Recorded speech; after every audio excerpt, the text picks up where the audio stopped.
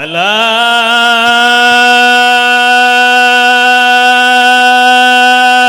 يا رسول الله صلى الله عليه وسلم. ألا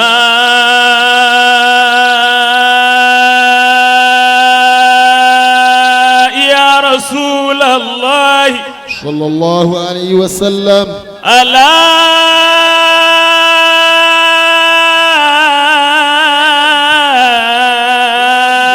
يا رسول الله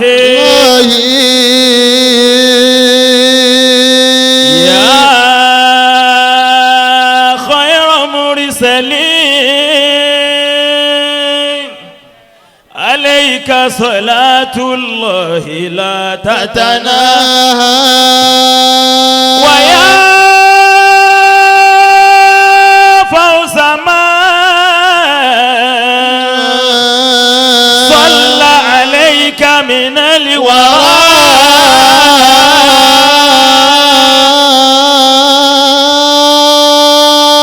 صلاة يا أم الكون منك ثناء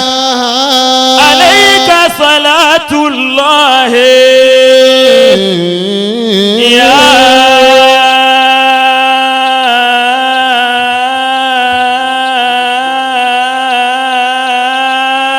أشرف الورى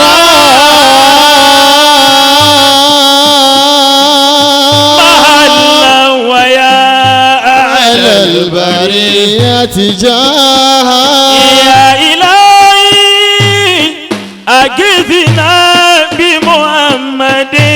محمد يا إلهي أجثنا بمحمد محمد يا إلهي أجثنا بمحمد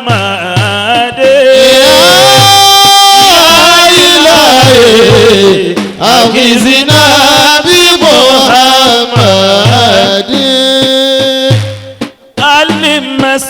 المسيرتنا وطيبة مسرعا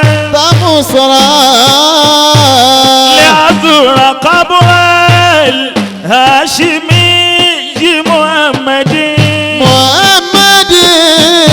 لما بشا رياه في أكنافها وتكمشى الحجاجنا ومحمد إن قيل لي ماذا يشكك في الورى فأقول إني أشك لمحمد قسمت بالرحمن ما لي مفصل إلا وحب النبي محمد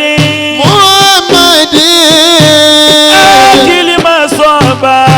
بشوكي لما أرى ما للذي ذو العيش دون محمد آمالنا بين القبول وردها إلا صلاة على النبي محمد عرش بالعالمين جنوده ما في الورى مثل النبي محمد علي في الورى مثل النبي محمد ما في الورى مثل النبي محمد شمس الضحى تاج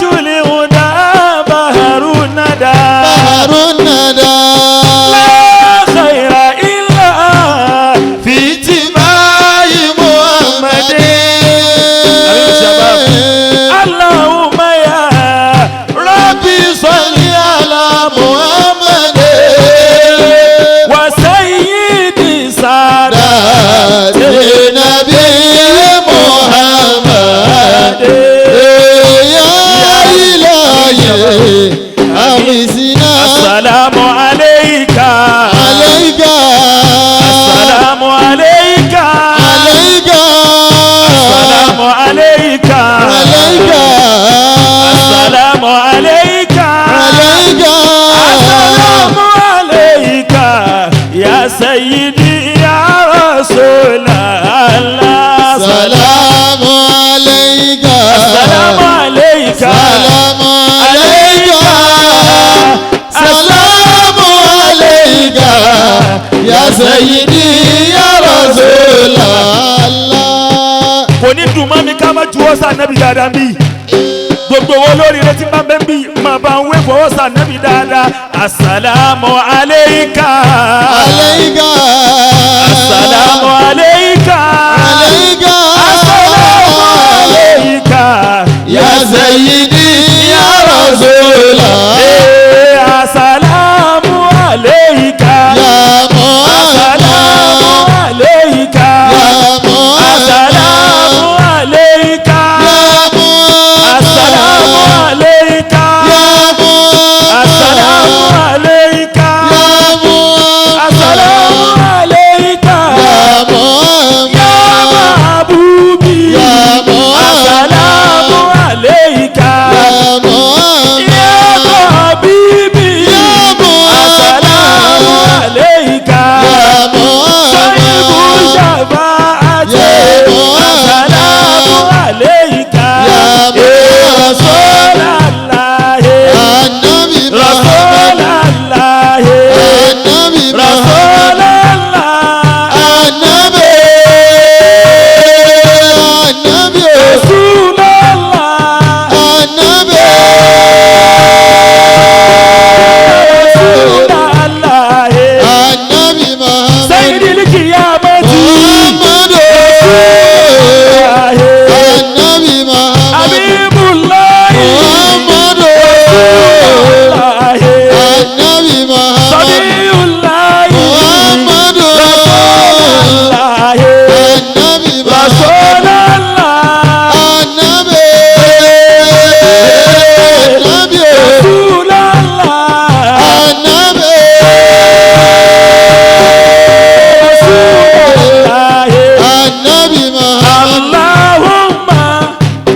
salli ala Muhammad. àfàwà bá a ti mọlúwa sí ọmọ bọ́lájí ọlọ́run wọlá bàbá wa lájí àgbà ní kalẹ̀ wọ́n lẹ́ẹ̀mọ̀ ga sí alùbáríkọ́lá alùkùránì lọ́dọ̀ ọlọ́run gbogbo àwọn ńláńlá tí wọ́n wọlé gbogbo wọn la kí àwọn àlejò bàbá wa láti Ìkìrun àwọn náà ti dé ẹ dákun torí tọlọ́run ẹ má bínú tí wàá torí ọlọ́run ẹ dákun ẹ jọ̀ọ́ tọ́ níṣẹ́ báyìí ẹ dákun farabalẹ̀ ṣéwù gbogbo yẹn náà lè há ṣéwù fún.